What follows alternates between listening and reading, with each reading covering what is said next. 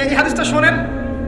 নবী সাল্লাল্লাহু আলাইহি ওয়াসাল্লাম একদিন ঘুম থেকে উঠলেন ভয়ে পেয়ে, আতঙ্কিত হয়ে। নবীজি ভয়ে পেয়ে আতঙ্কিত হয়ে ঘুম থেকে উঠে বলছেন, লা ইলাহা ইল্লাল্লাহ, লা ইলাহা ইল্লাল্লাহ, ওয়াইলুল লিল আরব, ওয়াইলুল লিল আরব মিন শাররি ক্বাদ ইখতারাব। আরব জাতির জন্য ধ্বংস, আরব জাতির জন্য ধ্বংস। কি ভয়ঙ্কর ফিতনা ধেয়ে আসছে ওদের দিকে, কি ভয়ঙ্কর ফিতনা ধেয়ে আসছে। এবং তিনি হাতের ইশারা করে দেখালেন এইভাবে যে আজকে, নবীজি বলছেন 1400 বছর আগের কথা, 1445 বছর আগের কথা, 1445 বছর আগে নবীজি বলেছেন আজকে, ওই সময় আজকে ইয়াজুজ আর মাজুজের যে দেয়ালের কথা মনে আছে? জুলকারনাইনের সময় দেয়াল, এই দেয়াল এতটুকু পরিমাণ খুলে দেয়া হয়েছে, এতটুকু পরিমাণ খুলে দেয়া হয়েছে 1400 কত বছর আগে। তখন তার স্ত্রী বলছেন, আনুহলিক ওয়াফিনা সালিহিন, আনুহলিক ওয়াফিনা সালিহিন ইয়া রাসূলুল্লাহ, হে আল্লাহর রাসূল সাল্লাল্লাহু আলাইহি ওয়াসাল্লাম, আমাদের মধ্যে ভালো মানুষরা থাকা সত্ত্বেও কি আমরা ধ্বংস হয়ে যাব? আপনি যে বলছেন ওয়াইলুল লিল আরব, আরবদের জন্য ধ্বংস। নবীজি বলছেন, নাম, হ্যাঁ, নাম, হ্যাঁ, ধ্বংস হয়ে যাবে। ইযা কাসুরাতিল খাবাস, যখন নগ্নতা, বেহায়াপনা, অশ্লীলতা সমাজে রন্ধ্রে রন্ধ্রে ছড়িয়ে পড়বে, তখন আলেম জালেম সব ধ্বংস হবে। এই হাদিসটা অকাট্য হাদিস, বুখারী মুসলিমের, মানে এটা সহিহ, এটা বিষয়ে কোনো সন্দেহ নেই। তাহলে নবীজি 1445 বছর আগে বলছেন যে আরবদের জন্য ধ্বংস ধেয়ে আসছে, এবং দেয়াল এভাবে খুলে দেয়া হয়েছে। কাদের দেয়াল? ইয়াজুজ আর মাজুজ। আর ইয়াজুজ আর মাজুজের সাথে আরবদের ধ্বংসকে সম্পর্কিত করা হলো না? ইয়াজুজ আর মাজুজের সাথে আরবদের ধ্বংসকে সম্পৃক্ত করা হলো এবং বেহায়াপনাকে সম্পৃক্ত করা হলো, তাই না? বুঝতে পারছেন? আরব জাতির ধ্বংসের সাথে ইয়াজুজ মাজুজকে কানেক্টেড করা হলো এবং অশ্লীলতাকে, কি বলেন, অশ্লীলতাকে কানেক্টেড করা হলো। এখন আপনি চিন্তা করে দেখেন, সারা বিশ্বে পর্নোগ্রাফি কারা ছড়িয়ে দিয়েছে? বলেন দেখি, পর্নোগ্রাফি কি বেহায়াপনা না? সমাজের ইযা কাসুরাতিল খাবাস, যখন সমাজের রন্ধ্রে রন্ধ্রে বেহায়াপনা ছড়িয়ে পড়ে নাই? মিলান, হাদিসটা মিলান। সমাজের এই মেয়েদের, এই যে ফ্যামিলিস্ট রেভলিউশন কারা ছড়িয়ে দিয়েছে? ফ্যামিলিস্ট রেভলিউশন কারা ছড়িয়ে দিয়েছে? ওরা। সমাজে মেয়ে ছেলে একসাথে চলবে একই পোশাকে, কারা ছড়িয়ে দিয়েছে? সমাজে মেয়েদের বেপর্দায় চলার এই সংস্কৃতি কারা ছড়িয়ে দিয়েছে? মাদক আর সুদের সংস্কৃতি কারা ছড়িয়ে দিয়েছে? জেনা, ব্যভিচার, পর্নোগ্রাফি, এগুলো কারা ছড়িয়ে দিয়েছে? এটাই ওই যে খুলে দেয়া হয়েছে। এটা আমার ব্যাখ্যা, এটা আমার বুঝ। পৃথিবীর এমন কোন রাষ্ট্র বাকি রাখে নাই তারা এগুলো ছড়াতে, এমন কোন রাষ্ট্র বাকি নেই। তাহলে সব জায়গায় ছড়িয়ে পড়বে না ইয়াজুজ মাজুজের ফিতনা? ছড়িয়ে পড়েছে। আল্লাহ পাক আমাদেরকে এই সীমা গোলক ধাঁধা থেকে হেফাজত করুন। আমি আমাদের সংস্কৃতি নিয়ে আমরা বুক ফুলায় বাঁচবো ইনশাআল্লাহ, আমাদের সংস্কৃতি নিয়ে আমরা চলবো ইনশাআল্লাহ।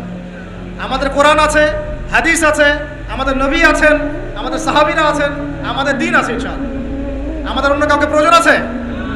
এই যে প্রযুক্তিগত কথাগুলো বললাম, একটু মাথা খাটান, এগুলো আমরাই তৈরি করতে পারবো ইনশাআল্লাহ। সব ঢেলে সাজানো যাবে ইনশাআল্লাহ তাআলা। আল্লাহ পাক আমাদেরকে বোঝার তৌফিক দান করুন। আল্লাহ পাক আমাদেরকে আপোষের এই ফিতনা থেকে হেফাজত করুন। ভাইয়ে ভাইয়ে মারামারি লাগিয়ে দিয়ে নাকে তেল দিয়ে ঘুমায় ওরা ভাইয়ে ভাইয়ে মারামারি লাগিয়ে দিয়েছে, ভাই ভাই, মুসলিম মুসলিম, ভাই ভাই, ওরা এখন মারামারি কর, আমরা নাকে তেল দিয়ে ঘুমাই। এই হলো অবস্থা। আর আমরা বুঝতেও পারছি না যেটা আমরা ওদের ষড়যন্ত্রের মধ্যে পড়ে গেছি। আল্লাহ আমাদেরকে মাফ করুন। আল্লাহ সুবহানাহু ওয়া তাআলা আমাদেরকে খেলার ছলে সৃষ্টি করেন নাই, তাই করেছেন কি? আল্লাহ সুবহানাহু ওয়া তাআলা এই পুরো মহাবিশ্ব, আসমান জমিন, সাত আকাশ, এই পৃথিবী, জিন ও মানব জাতি, এই সব কিছুই একটা মহৎ বিশাল উদ্দেশ্যকে সামনে রেখে সৃষ্টি করেছে। আল্লাহ পাক কিন্তু খেলার ছলে এগুলো সৃষ্টি করেন নাই। আপনারা একটু আমার সাথে মনোযোগ দিবেন, তাহলে আলোচনা করে মজা পাওয়া যাবে ইনশাআল্লাহ। খেলার ছলে আল্লাহ পাক কোনো কিছু সৃষ্টি করেন নাই। উদ্দেশ্যটা কি? উদ্দেশ্য হচ্ছে আল্লাহ পাক বলছেন সূরা মুলকের মধ্যে, কোন সূরা? সূরা মুলক। আমরা রাতের বেলা তেলাওয়াত করার অভ্যাস করবো ইনশাআল্লাহ। এটা গুরুত্বপূর্ণ আমল এবং সুন্নাহ। এই সূরার প্রথম দিকে আল্লাহ পাক বলেছেন আল্লাযী খালাকাল মাউতা ওয়াল হায়াতা লিয়াবলুয়াকুম আইয়ুকুম আহসানু আমালা লিয়াবলুয়াকুম আইয়ুকুম আহসানু আমালা। আল্লাহ পাক এই জীবন মৃত্যু মানে পুরো বিষয়গুলো সৃষ্টি করেছেন একটা উদ্দেশ্যে। উদ্দেশ্যটা হচ্ছে লিয়াবলুয়াকুম আইয়ুকুম আহসানু আমালা। আল্লাহ পাক দেখতে চান আমাদের মধ্যে আমলে শ্রেষ্ঠকে। আল্লাহ পাক দেখতে চান আমাদের মধ্যে আমলে আহসানকে। আহসান শব্দটা কি? আহসান। হাসান মানে হলো উত্তম, আহসান মানে সবচেয়ে উত্তম, কবির মানে হলো বড়, আকবার মানে কি বলেন? সবচেয়ে বড়, সগীর মানে ছোট, আসগর মানে সবচেয়ে ছোট। তো এখানে যে শব্দটা ব্যবহার করা হয়েছে এটাকে আমরা আরবি ব্যাকরণের ভাষায় বলি ইসমে তাফজিল, আর ইংরেজিতে বলি সুপারলেটিভ ফর্ম। কি ফর্মস? সুপারলেটিভ তো বোঝায়, যেটা দিয়ে সর্বোচ্চটা বোঝায়। এখানে হাসান এর সুপারলেটিভ হচ্ছে আহসান। আল্লাহ পাক দেখতে চান এই দুনিয়াতে আমরা আমলে আহসানকে। সুবহানাল্লাহ। আল্লাহ পাক দেখতে চান না গরু খাওয়া মুসলিমকে। আল্লাহ পাক দেখতে চান না জুমার দিনে কে নামাজ পড়তে আসে। আল্লাহ পাক দেখতে চান না ঈদের দিনে কারা নামাজ পড়তে আসে, রমজান মাস আসলে কারা মুসল্লি হয়। আল্লাহ পাক এটা দেখতে চান না। আল্লাহ পাক কি দেখতে চান? আমলে আহসান। আহসান হতে হলে কি গতানুগতিক মুসলিম হলে চলবে না শক্ত মুসলিম হতে হবে? কোনটা? মুসলিম এখন বাংলাদেশে মোটামুটি দুই প্রকার। একটা হচ্ছে সুবিধাবাদী মুসলিম, আর একটা হচ্ছে প্রকৃত মুসলিম। সুবিধাবাদী মুসলিম কেমন? নামাজও পড়বো, সুদও খাবো, আমি যাকাতও দিব, এদিকে ঘুষও নিব। ধরেন যে বছর বছর হজ উমরা করলাম, আবার অন্যের সম্পদ আত্মসাৎ করছি, মানুষের উপর জুলুম করছি। মানে যে অংশটুকু পালন করতে আমার কোনো সমস্যা নাই, ওই অংশটুকু আমরা পালন করতে কোনো সমস্যা মনে করি না। আর যে অংশগুলো পালন করলে আমার দুনিয়ার ক্ষতি হয়, দুনিয়ার স্বার্থ ক্ষুণ্ণ হয়, সেগুলো আমরা পালন করতে চাই না। এই ধরনের মুসলিমদেরকে কি বলে? সুবিধাবাদী মুসলিম। ইংরেজি একটা সুন্দর শব্দ আছে, শব্দটা হলো Protestant version of Islam. Protestant version of Islam. ওই যে প্রোটেস্ট্যান্ট খ্রিস্টান আছে, প্রোটেস্ট্যান্ট খ্রিস্টান, ওই রকম প্রোটেস্ট্যান্ট মুসলিম মানে সুবিধাবাদী মুসলিম। তো সুবিধাবাদী মুসলিমদের জন্য কি জান্নাত? মুসলিম কাকে বলে? মুসলিমের সবচেয়ে সেরা এক্সাম্পল আল্লাহ পাক কোরআনে যেগুলো দিয়েছেন তারা হচ্ছেন নবীগণ। তারা কারা? এবং সর্বশ্রেষ্ঠ নবীকে মুহাম্মদ রাসূলুল্লাহ সাল্লাল্লাহু আলাইহি ওয়াসাল্লাম। সেই সর্বশ্রেষ্ঠ নবী মুহাম্মদ সাল্লাল্লাহু আলাইহি ওয়াসাল্লামকে আল্লাহ পাক একজন নবীর দৃষ্টান্ত দিয়ে মুসলিম হওয়ার কথা বলছেন, আর মুসলিম হওয়ার উৎসাহ দিচ্ছেন। কিভাবে? সেই নবীর নাম হচ্ছে ইব্রাহিম আলাইহিস সালাম। আল্লাহ পাক সূরা বাকারা পড়ে দেখবেন, শুরুর দিকে আছে, প্রথম পারার একদম শেষের দিকে। আল্লাহ পাক বলছেন বা'দা আউযু বিল্লাহি মিনাশ শাইতানির রাজীম ইয ক্বালা লাহু রাব্বুহু আসলিম। হে নবী মুহাম্মদ সাল্লাল্লাহু আলাইহি ওয়াসাল্লাম, যখনই আমি আল্লাহ ইব্রাহিমকে বলেছিলাম আত্মসমর্পণ করো, বুঝুন কথাটা, যখনই আমি আল্লাহ ইব্রাহিমকে বলেছিলাম আত্মসমর্পণ করো, ক্বালা ইব্রাহিম বলেছিল আলাইহিস সালাম আসলামতু লিরাব্বিল আলামিন, আমি জগৎ সমূহের প্রতিপালকের নিকটে কি করলাম? আত্মসমর্পণ করলাম। এটা কেমন ছিল আত্মসমর্পণ? আল্লাহ পাক বলেছেন তোমার স্ত্রী এবং সন্তানকে রেখে আসো। কোথায়? কোথায়? জনমানব শূন্য জায়গায়। তখন কাবাঘর নির্মাণ হয় নাই, সেখানে খাবারও নাই, পানিও নাই। ইব্রাহিম আলাইহিস সালামকে বলেছিলেন যে আল্লাহ আপনার এই আদেশের পিছনে যুক্তি কি, দর্শন কি, বিজ্ঞান কি? বলেন তো দেখি। ইব্রাহিম আলাইহিস সালাম কি আঙ্গুল তুলেছিলেন আল্লাহ পাকের আদেশের উপরে? এটা হলো মুসলিম। বলেছেন সন্তান বড় হয়েছে, ফালাম্মা বালাগা মাআহু সাইয়া, যখন বাচ্চা দৌড়াদৌড়ি করতে শিখলো, মানে দৌড় দিতে শিখলো বাবার সাথে, তখন তিনি বলছেন ক্বালা ইয়া বুনাই, হে আমার সন্তান, ইন্নী আরা ফিল মানামি আন্নী আযবাহুক, আমি স্বপ্নে দেখেছি আমি তোমাকে জবাই করছি। ফানজুর মাযা তারা, তোমার কি রায় আমাকে বলো। সন্তান ইসমাঈল বলছেন ইয়া বাতি, হে আমার বাবা, ইফআল মা তুমার, আপনাকে যে আদেশ করা হয়েছে আপনি তাই করুন। সাতাজিদুনি ইনশাআল্লাহু মিনাস সাবিরিন, ইনশাআল্লাহ আপনি আমাকে ধৈর্যশীল পাবেন। এই যে বাবা ছেলে, এটা হলো মুসলিম, এটা হলো ইসলাম। ইয ক্বালা লাহু রাব্বুহু আসলিম, আল্লাহ যখন তাকে বলেছেন আত্মসমর্পণ করো, ব্যাস তিনি বিনা বাক্য ব্যয়ে আল্লাহ পাকের হুকুমের সামনে মাথা পেতে দিয়েছে। এর নাম হলো কি? এখন বলেন এই মানদণ্ডে আমরা কতজন মুসলিম আছি? এখন নামাজের বৈজ্ঞানিক ব্যাখ্যা খোঁজে মানুষ, এখন রোজার বৈজ্ঞানিক ব্যাখ্যা খোঁজে, যাকাতের অর্থনৈতিক ব্যাখ্যা খুঁজি। ব্যাখ্যা তো আছে, আছে না নাই? এই ব্যাখ্যা আমার না জানলেও চলবে। ব্যাখ্যা আছে, ব্যাখ্যা মিলতে পারে, আবার আমার মানে সংকীর্ণ বুদ্ধিতে নাও আসতে পারে। তো আল্লাহ পাক হুকুম করেছেন, বাস যথেষ্ট আমার জন্য। আল্লাহ পাক হুকুম করেছেন তাওহীদ শিখতে হবে, শিখবো। আল্লাহ হুকুম করেছেন 5 ওয়াক্ত সালাত পড়তে হবে, পড়তে হবে। আল্লাহ পাক হুকুম করেছেন যদি আমাদের নেশাব পরিমাণ সম্পদ হয় যাকাত দিতে হবে, বাস দিতে হবে।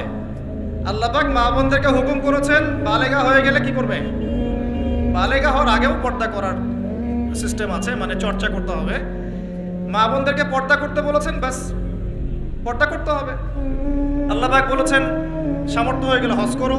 আল্লাহ পাক আমাকে আপনাদের সবাইকে হজ করার তৌফিক দান করুন, হজ করবে। আল্লাহ পাক বলেছেন যেখানে জুলুম হচ্ছে একে প্রতিহত করো, করতে হবে। প্রতিহত করার অর্থ এই নয়। প্রতিহত করার অর্থ কি? প্রতিহত করার কয়েকটা অর্থ থাকে। সামর্থ্য থাকলে হাত দিয়ে, সামর্থ্য থাকলে কি দিয়ে? আপনার কি সে সামর্থ্য আছে? বাস নাই। ওয়াইল্লাম ইয়াস্তাতি, যদি না পারো ফাবি কি লিসানিহি, ফাবি লিসানিহি, জবান দিয়ে কথা বলেন। আপনার কথা বলার স্বাধীনতা নাই? আছে তো? সত্যি আছে? মাশাআল্লাহ। আচ্ছা, তাহলে জবান দিয়ে বলবেন। তাহলে কি বলবেন? জবান দিয়ে বলবেন, যতদূর পারেন বলবেন। আর ওয়াইল্লাম ইয়াস্তাতি, যদি এটাও করতে না পারো তাহলে ফাবি কলবিহি, অন্তর থেকে ঘৃণা করো। ঘৃণা কি আছে? লিযালিকা আদওয়াফু মিনাল ঈমান, এটা হলো ঈমানের সবচেয়ে নিচু অংশ। এরপরে ঈমানের কোনো অংশ নাই। মানে অন্যায়, অবিচার, জুলুম, পাপাচার দেখেও যাদের মনের মধ্যে ঘৃণাও আসছে না, আমরা আর মুমিন নাই। সত্যি কথা, এটাই সত্য কথা। আমরা মানি আর না মানি, আল্লাহ পাকের শাস্তি আসার আগেই তওবা করে ফিরে আসা উচিত। আল্লাহ পাক তৌফিক দান করুন। তো ইসলাম বোঝাচ্ছিলাম যে দেখুন, যখন আল্লাহ পাকের যে হুকুম চলে আসবে তার সামনে আত্মসমর্পণ করার নাম কি? ব্যাস এই হলো ইসলাম। এখন বলেন সত্যিকার অর্থে আমাদের সমাজে এই সুবিধাবাদী মুসলিমদের সংখ্যা বেশি না প্রকৃত মুসলিমদের সংখ্যা বেশি? আল্লাহ পাক বলেছেন আমাদেরকে প্রকৃত মুসলিম হতে। আল্লাহ পাক দেখতে চান, এই সৃষ্টির উদ্দেশ্য কি? আল্লাহ দেখতে চান সবচেয়ে শ্রেষ্ঠ মুসলিম কারা। সুবহানাল্লাহ, সুবহানাল্লাহ। আল্লাহ পাক আমাদেরকে শ্রেষ্ঠ মুসলিম হওয়ার তৌফিক দান। এখন এই কাজটা তো সহজ না। কাজটা কি সহজ? কাজটা কিন্তু এত সহজ না। তো কাজটাকে সহজ করার জন্য আমরা আল্লাহর তৌফিক কামনা করি। আল্লাহ পাক আমাদের সবাইকে তৌফিক দান। সর্বপ্রথম আল্লাহ পাক আমাদেরকে দান করুন আল্লাহ পাকের রহমত। আল্লাহ পাক আমাদেরকে দান করুন আল্লাহ পাকের মারেফত, আল্লাহ পাকের দ্বীনের বুঝ, নেক হায়াতের মধ্যে বরকত এবং সঠিক বেঠিক ভালো মন্দ বোঝার ক্ষমতা এবং হক চিনে গেলে তার উপর অটল থাকার তৌফিক। আল্লাহ পাক আমাদের সবাইকে এগুলো দান করুন। এখন আজকের যে কথাটা বলতে চাচ্ছি যে আমরা যদি আমাদের জীবনটা কাজে লাগিয়ে আল্লাহ পাকের রেজামন্দি হাসিল করতে চাই, সমকালীন ফিতনাময় প্রেক্ষাপটটা আরও কঠিন বেশি। আগের প্রেক্ষাপটটা যতটা কঠিন ছিল, আস্তে আস্তে প্রেক্ষাপট কি হচ্ছে? আরও কঠিন হচ্ছে। যেমন পুরো বিশ্বের ক্ষমতা একসময় মুসলিমদের হাতে ছিল, এখন আছে কি? পুরো বিশ্বের অর্থনৈতিক চালিকা শক্তি একসময় মুসলিমদের হাতে ছিল, এখন কি আছে? পুরো বিশ্বের আপনার বিজ্ঞান প্রযুক্তি বলেন, সামরিক বিষয়গুলো বলেন, সেনাবাহিনী বলেন, হ্যাঁ, রাষ্ট্রীয় কাঠামো বলেন, খেলাফা বলেন, যত বড় বড় কথা শব্দগুলো, এগুলো একসময় মুসলিমদের হাতে ছিল। কাদের হাতে ছিল? এখন কি পুরো বিশ্বের কন্ট্রোল মুসলিমদের হাতে আছে? পুরো বিশ্বের অর্থনৈতিক কন্ট্রোল আছে? পুরো বিশ্বের পলিটিক্যাল কন্ট্রোল, পুরো বিশ্বের এই যে বড় বড় অস্ত্রশস্ত্রগুলো মুসলিমদের হাতে আছে?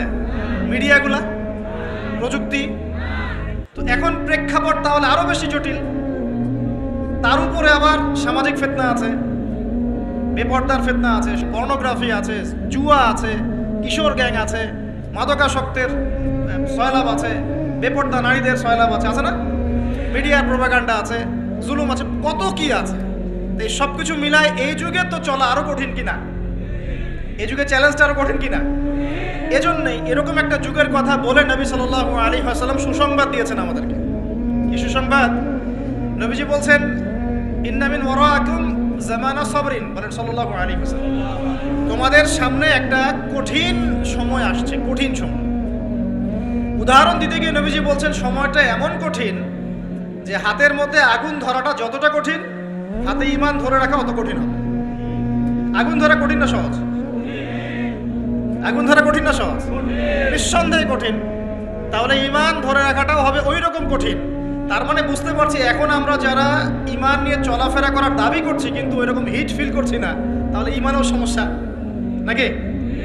আচ্ছা, নবীজি বলছে সুসংবাদ হচ্ছে ওই জামানাতে যদি তোমরা আমার সুন্নতের উপরে অটল থাকতে পারো, ভালো করে শোনেন দিনী ভাইরা, ওই রকম ফিতনাময় পরিবেশে কঠিন জামানায় যদি তোমরা আমার সুন্নত, আমার আদর্শের উপরে অটল থাকতে পারো, আল্লাহ পাক তোমাদেরকে 50 জন শহীদ সাহাবীর নেকি দিবেন। তাহলে আমাদের তো পথ পেয়ে গেলাম। আমরা কি এই সমাজ থেকে এখন পালিয়ে যাব? এখানে থেকেই পরিবর্তনের চেষ্টা করবো। কোনটা? ব্যাস, আমাদের কাজও পেয়ে গেলাম। এখন এই পুরো কাজ নিজে আমল করা, দিন শেখা, পরিবার, সমাজ, দিনের দাওয়াত, এই সব কিছুকে একসাথে রেখে, সামনে রেখে মোটামুটি ভাবে 5টা কাজ আমাদেরকে করতে হবে। রাজি আছেন ইনশাআল্লাহ? কয়টা কাজ করবো ভাই? আসলে বললে অনেক বলা যায়, কিন্তু এতগুলো আপনি মনে রাখতে পারবেন না। আর আমি একটা জিনিস আপনাদেরকে বলে দেই যে একদিনের ওয়াজ মাহফিল দিয়ে দিন কায়েম হবে না। কথা বুঝতে পারছেন? এই যে ওয়াজ হলো, আয়োজন হলো, আপনারা আসলেন, লেকচার শুনলেন, আমি আসলাম 8 ঘন্টা জার্নি করে, আবার 8 ঘন্টা জার্নি করে গেলাম, 1-1.5 ঘন্টা আলোচনা করলাম, এটাই সব কিছু না। এখানে আপনাদের নিবেদিত প্রাণ কিছু ভাই তৈরি করতে হবে, যারা এখানে দিনের মেহনত করবেন, দাওয়াতের মেহনত করবেন, শিক্ষা প্রতিষ্ঠান করে তুলবেন, একটা কমিউনিটি গড়ে তুলবেন। এক কথা, একটা ইসলামী কমিউনিটি গড়ে তুলবেন। এটা না হওয়া পর্যন্ত একদিনের মাহফিল দিয়ে কিচ্ছু হবে না। তা আপনারা কি একদিনের মাহফিল করতে চান, না দিনের দাওয়াতের কাজ সারা জীবন করতে চান? কোনটা? আল্লাহ কবুল করুন। এই জন্যই বলেছি এবার আরো অনেক কথাই বলেছি, সামনে আরো শুনবেন ইনশাআল্লাহ, যে এই রাতের বেলা এই যে সারা রাত জেগে জেগে ওয়াজ করা, 11টা 12টা 1টা, হ্যাঁ, এই সুন্নতটা চেঞ্জ করতে হবে। এই সুন্নতটা কি করতে হবে? চেঞ্জ করতে হবে। সর্বোচ্চ রাত 10টা যথেষ্ট। কারণ হচ্ছে এখান থেকে যদি বাসায় যাই, রাস্তায় তো আমার 4-5-6 ঘন্টা চলে যাবে, রাতের ঘুম নাই। এভাবে যদি দিনের পর দিন কেউ রাতে না ঘুমায়, শরীর ভালো থাকবে? ওই রকম সতেজ মাথা নিয়ে কি দিনের কাজ করতে পারবো? আর আপনারা রাত জেগে জেগে ওয়াজ শুনলেন, ফজরের নামাজ নাই, লাভ হলো? এই জন্যে এবার অনেক মাহফিল আমি নিজেও ক্যান্সেল করে দিয়েছি। ভাই মাহফিল আমি এভাবে করতে পারবো না, আল্লাহর ওয়াস্তে মাপ চাই। যদি বাদ জোহর বা বাদ আসর বলেন যেতে পারবেন, তাহলে বাসায় গিয়ে রাত্রেবেলা এশার নামাজ পড়ে ঘুমানো যাবে, ফজরের পর থেকে পড়াশোনা করা যাবে। মানে সুন্নতের খেলাফ কোনো কাজ করে কিন্তু দিন কায়েম হবে না ইনশাআল্লাহ। আমি আশা করি অন্যান্য ওলামায়ে কেরামরাও এগুলো নিয়ে কথা বলবেন, এবং আমাদের এই যে চলমান একটা রাত জায়গার একটা মানে খারাপ অভ্যাস, এটাকে দূর করতে হবে। এই জন্য 11টা ঠিক আছে, 11টা টাইম পারফেক্ট।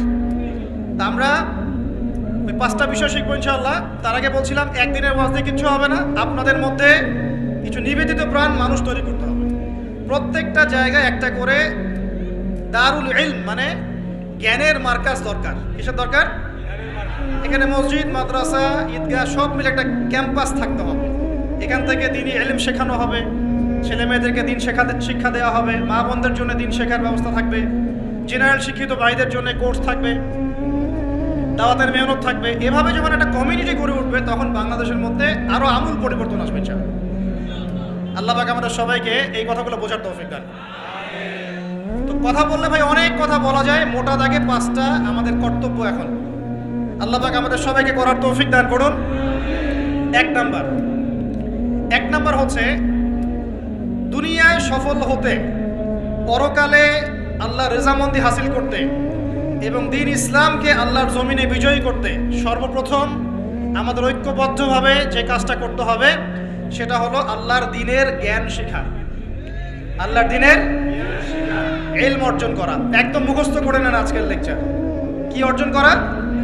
ইলম অর্জন করা, দ্বীনি ইলম অর্জন করা। আপনি দুনিয়াবি ইলমে ডক্টর, ইঞ্জিনিয়ার, পাইলট, ব্যারিস্টার, জজ যাই হন, দ্বীনি ইলম অর্জন করতে হবে।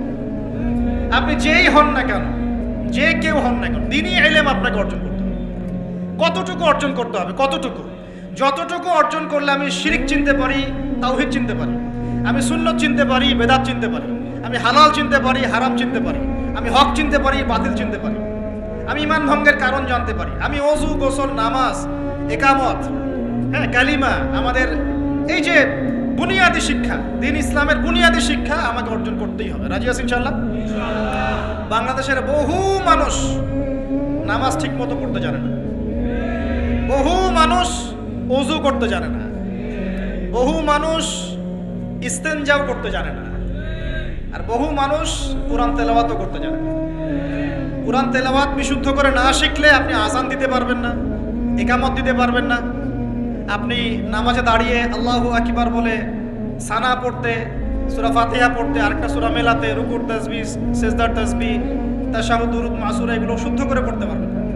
আর শুদ্ধ করে যদি না পড়েন অর্থ বিকৃত হয়ে যাবে প্রচুর। মানে আমরা তো নামাজকে কি যে বানিয়ে ফেলেছি, আল্লাহ মাফ করুন, সুবহানাল্লাহ। মানে নতুন নতুন কত শব্দ বের করে ফেলেছি নামাজের মধ্যে আর কি। একটু অর্থের পার্থক্যের কারণে ঈমান কুফরের মতো অবস্থা চলে আসতে পারে। বিশুদ্ধ করে তাজবিদ সহকারে কোরআন তেলাওয়াত করা শিখতে হবে প্রথমে আপনাকে। মাদ্রাসায় যেতে হলে যাবেন, মক্তবে যেতে হলে যাবেন, প্রয়োজনে টিচারকে বাসায় নিয়ে এসে যদি পড়তে পারেন পড়েন, যেভাবে হোক আপনাকে কোরআন তেলাওয়াত শিখতেই হবে। আল্লাহ পাক তৌফিক দান করুন। আমরা নামাজের মধ্যেই বলছি আলহামদুলিল্লাহ, আলহামদুলিল্লাহি রাব্বিল আলামিন। কি এটা? এটা কি পড়লেন মন্ত্র? আলহামদুলিল্লাহি রাব্বিল আলামিন এটা কি? আলহামদুলিল্লাহ। এই যে আলহামদু শব্দটা সঠিক করে উচ্চারণ করতে পারছেন অনেক। আলহামদু মানে সমস্ত প্রশংসা আল্লাহর জন্য। আলহামদুলিল্লাহ সমস্ত প্রশংসা। আলহামদুলিল্লাহ কি? আলহামদুলিল্লাহ মানে সমস্ত নিন্দা আল্লাহর জন্য। নাউযুবিল্লাহ। আমার কথা কি বিশ্বাস করছেন না? ওলামায়ে কেরামকে জিজ্ঞাসা করেন। কুল হু আল্লাহু আহাদ এটা কি? কুল হু আল্লাহু আহাদ মানে কি? তো কুল মানে খাও, কুল মানে কি? কুল হু আল্লাহু আহাদ, বলুন তিনি আল্লাহ এক। শব্দের অর্থ আছে তো?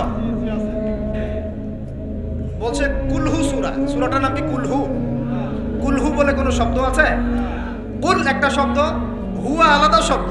কুল হুয়া আল্লাহু আহাদ, কুল হুয়াল্লাহু আহাদ। এই তো আমরা কত ভুল করি পদে পদে।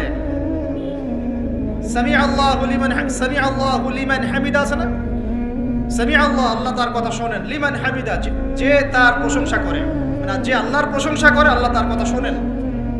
এখন আমরা শব্দ বানিয়েছি সামি আল্লাহ হুলিমান হামিদা। তো হুলিমান হামিদা কি শব্দ? হুলিমান হামিদা বলে কোনো শব্দ আছে? সামি আল্লাহু লিমান হামিদা, সামি আল্লাহু লিমান হামিদা। তো এই যে পদে, আমি বলতে গেলে নামাজ নিয়ে রাত পার হয়ে যাবে। পদে পদে পদে পদে আল্লাহু আকবার শব্দটা আল্লাহু আকবার, আল্লাহু আকবার বানিয়েছে। আকবার, আকবার মানে কি? অনেকের আজান শুনে মনে হয় যে গিয়ে একটা পিটন লাগাই দিয়ে, ইকামত শুনলে মনে হয় যে একটা পিটন লাগাই দেয়। কাতকা মাতিস সালা, কাতকা মাতিস সালা, এটা আবার কি? এগুলো কি? মানে এই যে এগুলো কেন হচ্ছে জানেন? একটাই কারণে, কারণ বিশুদ্ধ করে আমরা কোরআনুল কারীম তেলাওয়াত করা শিখছি না। তো দিন কায়েম করবে, দাওয়াতের কাজ, মেহনত, জিহাদ, ইকামতে দিন, কত বড় বড় কথা। আজ বেসিক এই কোরআন তেলাওয়াত করা শেখার নাম নাই। আমরা ইয়াংদের মধ্যে একটা সমস্যা দেখছি এখন, ফ্যান্টাসি। ফ্যান্টাসি ফ্যান্টাসি মানে আগে হয়তো মানে বিপথে ছিল, হেদায়েত পেয়েছে, ইসলামের দিকে এসেছে। এখন অনেক বড় বড় স্বপ্ন, মাশাআল্লাহ। স্বপ্ন দেখা ভালো, বড় বড় স্বপ্ন, বড় বড় ইচ্ছা। অনলাইনে বসে গরম করে ফেলছে একদম, ফেসবুক গরম, ইউটিউব গরম, হ্যাঁ, ব্লগ দিয়ে ভর্তি গরম। কিন্তু বেসিক যে কোরআন তেলাওয়াতটা করা শিখবে সেটা ঠিক নাই। 3 মাস কোরআনটা তেলাওয়াত করা শিখবে একজন আলেমের কাছে নাই। একটা কোর্স লঞ্চ করে দেন 6 মাস ক্লাস করবে না, প্রথম 1 মাস ক্লাস করে পরের নাই 5 মাস নাই। এইভাবে ভাই দিনের হয়তো সামান্য কিছু খেদমত হতে পারে, সামগ্রিক পরিসরে ইসলাম বিজয়ী হবে না। এক কথায় আমরা যদি এই যুগের আবু বকর, ওমর, উসমান, আলী রাদিয়াল্লাহু আনহুম আজমাইন হতে না পারি, তাহলে এই যুগের সেই ইসলামী খেলাফা বাস্তবায়িত হবে না। এটা হলো মূল কথা। এই পথের প্রথম কাজটাই হচ্ছে দ্বীনি ইলম অর্জন করা। আর ইলম অর্জন করাটা আপনার জন্য কি? নফল, মুস্তাহাব, সুন্নত না ফরজ? এটা কে বলেছেন? রাসূলুল্লাহ সাল্লাল্লাহু আলাইহি ওয়াসাল্লাম বলেছেন, তালাবুল ইলমি ফরিদাতুন আলা কুল্লি মুসলিম। তালাবুল ইলম মানে জ্ঞান অর্জন করা, ফরিদা ফরজ মানে কি? ফরজ মানে বাধ্যতামূলক। আলা কুল্লি মুসলিম, কুল্লি মানে কি? প্রত্যেক। কুল্লি মানে কি? কুল্লু মানে প্রত্যেক মুসলমানের উপরে, প্রত্যেক মুসলমান যে মুসলমান দাবি করে নিজেকে, কালিমা পড়েছে, তার উপরে জ্ঞান অর্জন করা ফরজ করেছেন আল্লাহ।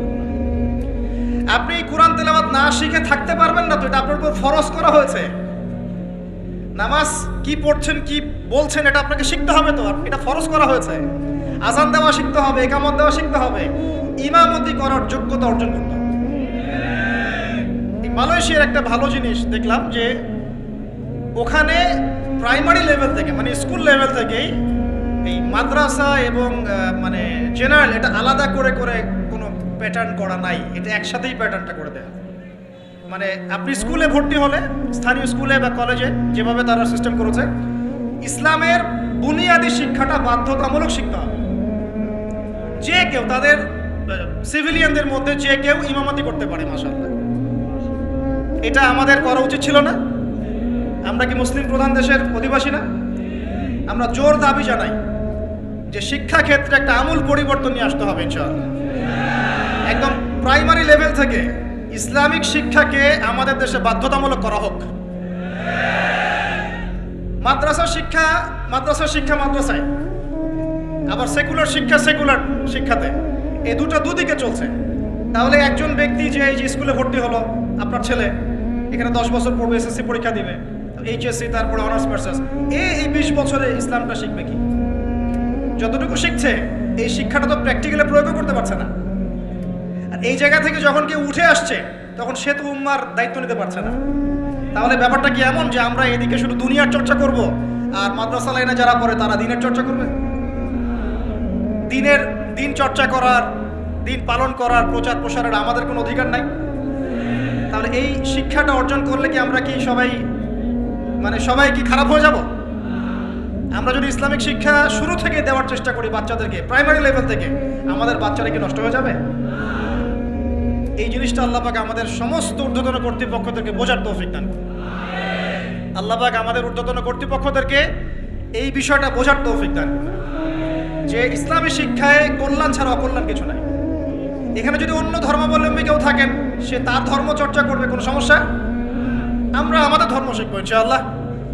তো এই জিনিসটা আমাদের বুনিয়াদী শিক্ষা। এখন যদি আপনি না পারেন, এখন আপনার কাছে ওই পাওয়ার নাই, ক্ষমতা নাই, ইমপ্লিমেন্টের সুযোগ নাই, তাহলে কি করবেন? তাহলে এখন যে আপনি 20 বছর পড়াশোনা করে ফেলেছেন জেনারেল লাইনে, এখন কি করবেন? এখন আপনার জন্য কিছু অপশন খোলা আছে। এক, স্থানীয় বরেণ্য ওলামায়ে কেরাম যারা আছেন তাদের সাথে পরামর্শ করে সিলেবাস তৈরি করে নিয়ে পড়াশোনা করুন, এটা একটা অপশন। 2, আপনারা কিছু দিনী ভাই ব্যাচ করে ওলামায়ে কেরামের কাছে গিয়ে একটা করে কিতাব শেষ করেন। 2, 3, অনলাইনে কিছু কোর্সেস চলছে, এই কোর্সেসগুলো করতে পারেন, কাজে দিতে পারে। তবে অনলাইনে কোর্স অফলাইনের মতো হয় না। অফলাইনে ওস্তাদদের সামনে বসে যে পড়াশোনা, এটা অনলাইনে পাবেন না আপনি, ঠিক আছে? অথবা আপনার যদি সুযোগ থাকে তাহলে প্যাটার্ন চেঞ্জ করে এই প্যাটার্নে যেতে হবে। এগুলো ছাড়া তো আপনার সামনে কোনো অপশন খোলা নাই। যে আমরা যদি মাদ্রাসাগুলোতে এবং আমাদের শিক্ষা প্রতিষ্ঠানগুলোতে জেনারেলদের জন্য আরবির কোর্স আর মাদ্রাসা শিক্ষার্থীদের জন্য জেনারেল কোর্স রাখি, তাহলে উভয়ই শিক্ষিত হতে পারবে। মনে করেন এই ভাই মাদ্রাসায় পড়েছেন, মাশাআল্লাহ, তিনি মাদ্রাসার সব জ্ঞানই রাখেন আলহামদুলিল্লাহ, কিন্তু সায়েন্স শিখতে পারেন নাই, নামাজ শিখতে পারেন নাই, ওযু শিখতে পারেন নাই। এখন এই ভাইকে কি করবেন? এই ভাইকে ইসলামিক কিছু ডিপ্লোমা কোর্সের আওতায় আনতে হবে, এনে অফলাইন বা অনলাইনে শিক্ষা দিয়ে তাকেও মানুষ করে গড়ে তুলতে হবে। এই তো যদি আমরা চিন্তা করি, আমরা চিন্তা করতে হবে আমাদেরকে জাতি নিয়ে, বড় বড় কথা বললে হবে না তো। যুব সমাজের এখন যে অবস্থা, আপনি সামনে একটা ভয়ঙ্কর বিকলাঙ্গ যুব সমাজ দেখতে পারবেন। মস্তিষ্ক বিকৃত হয়ে গেছে এদের মোবাইল ফোন দিয়ে। মোবাইল ফোন, পর্নোগ্রাফি, মেয়েদের ফিতনা, হারাম অ্যাফেয়ার্স, মাদক, জুয়া, টিকটক, এই করতে করতে এদের মস্তিষ্কর সুস্থতা নষ্ট হয়ে গেছে। আল্লাহর কসম, আল্লাহর কসম করে বলছি, এরা সুস্থ না। একটা চিত্র খুব কমন দেখতে পারবেন, 10টা-20টা ছেলে গোল হয়ে বসে আছে ফোন নিয়ে, সবার মনোযোগ নিচের দিকে। ওয়ার্ল্ডে কি হচ্ছে, আসমানে কি হচ্ছে, জমিনে কি হচ্ছে, কোথায় মুসলিমদের উপর বোম পড়লো, কোনো ফিকিরই নাই ওর। আপনি মনে করেছেন যে এই যুব সমাজ আগামীতে দেশের হাল ধরবে? আমি হলফ করে বলতে পারি না, কোনোদিন দেশের উপকার করতে পারবে না। আপনি নষ্ট করে ফেলছেন যুব সমাজকে, নষ্ট করে ফেলছেন একদম। এদেরকে সুস্থতার দিকে নিয়ে আসতে হলে ইসলামী শিক্ষার কোনো বিকল্প নাই, নামাজের কোনো বিকল্প নাই। এদেরকে সামাজিক কাজে লাগিয়ে দিতে হবে, সোশ্যাল কাজে, সামাজিক উন্নয়নমূলক কাজে, এই যে মানবতা সেবামূলক কাজে, প্র্যাকটিক্যাল কিছু কাজে। কিছু বানাও, কিছু করো, সায়েন্স নিয়ে ঘাটাঘাটি করো, কিছু প্রযুক্তি উদ্ভাবন করো, তোমরা কিছু করো। দেখেন, আমরা যত কিছু ব্যবহার করি সব কিছু কিন্তু ইহুদি খ্রিস্টানদের। এই যে আমি যে মাইকে কথা বলছি, এই মাইকে ইসলামের বড় বড় কথা বলছি, এই মাইকটাও দেখা যাবে যে মুসলমান তৈরি করে নাই। তাহলে এটা কি কাম্য ছিল? আর এই বিশ্বের যত শিক্ষার বুনিয়াদ, এই বুনিয়াদী শিক্ষা দিয়েছে মুসলিমরা। বিশ্বাস না করলে খালি আপনি 1200 বছর ইতিহাসটা পড়ে দেখেন। ইবনে সিনার নাম শুনেছেন?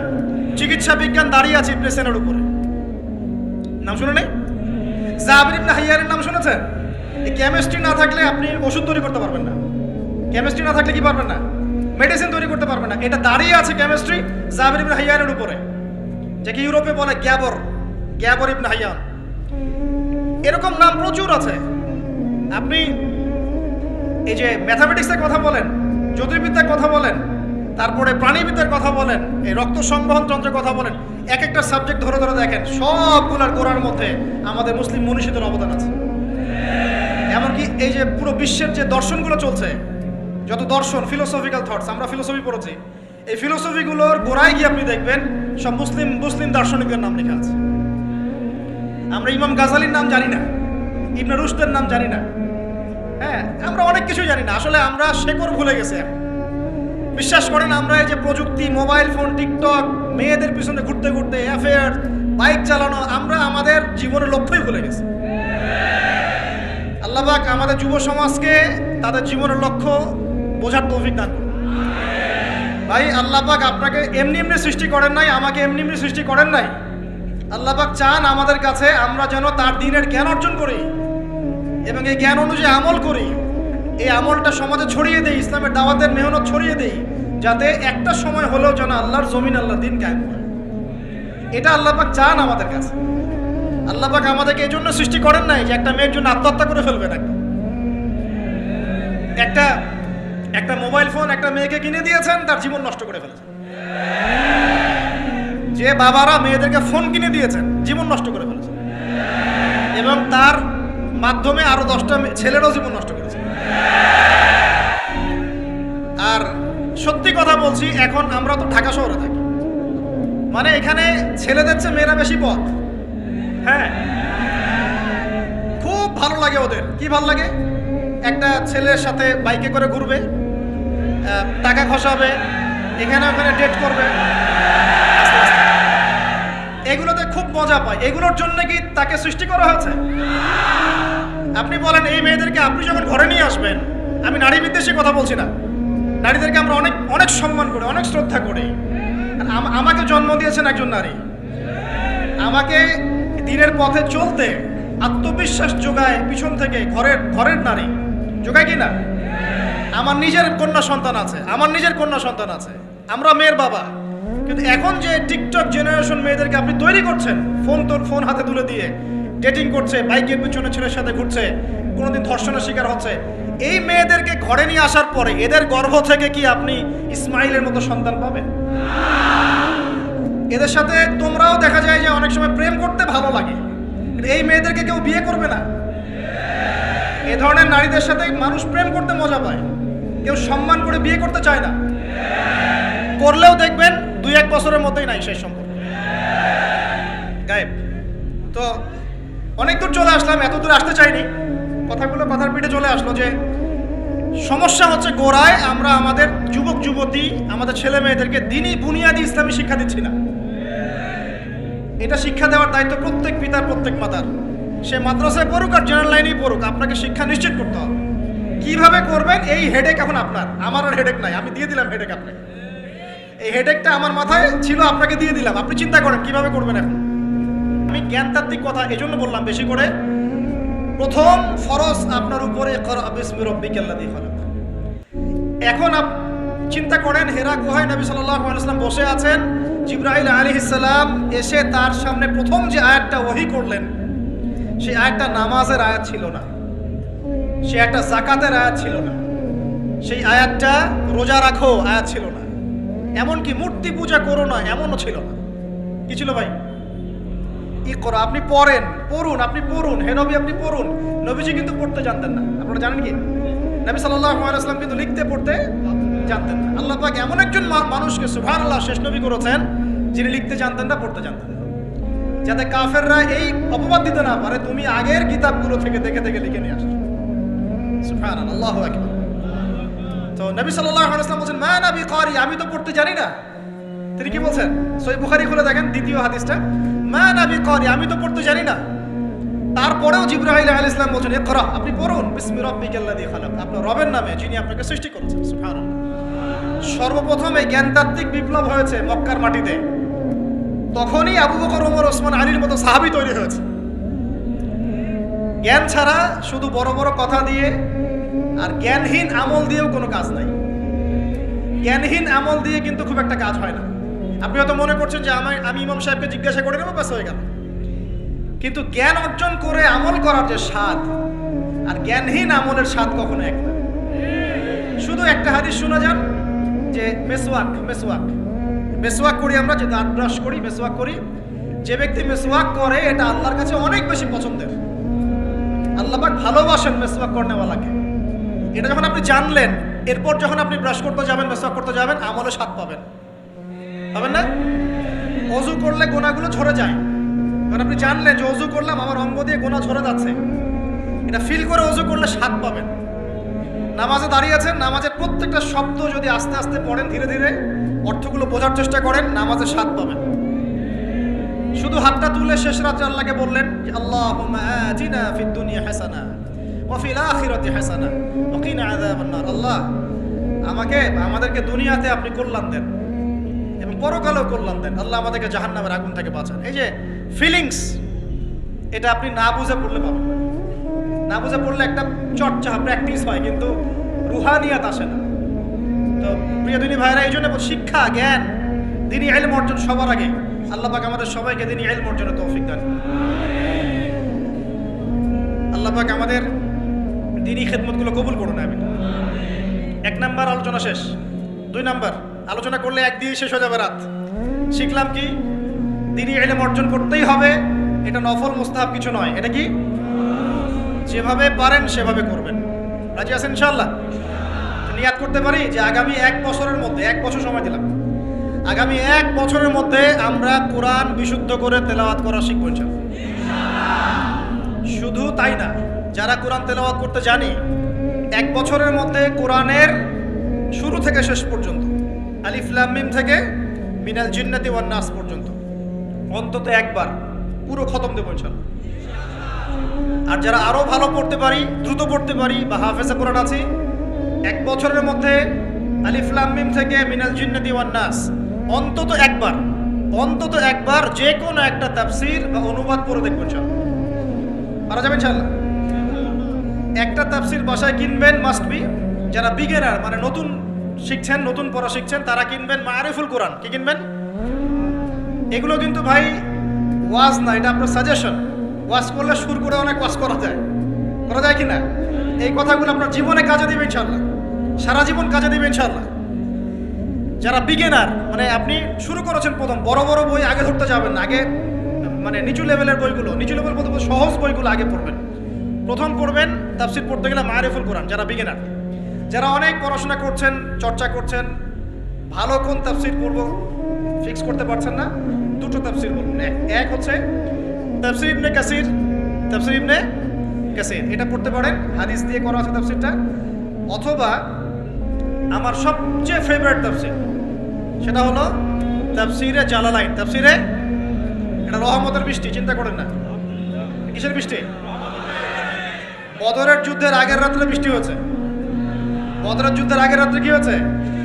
ওই বৃষ্টির সম্পর্কে আল্লাহ পাক বলেছেন এটা হলো রহমতের বৃষ্টি, যাতে তোমাদের কলব শক্ত হয়।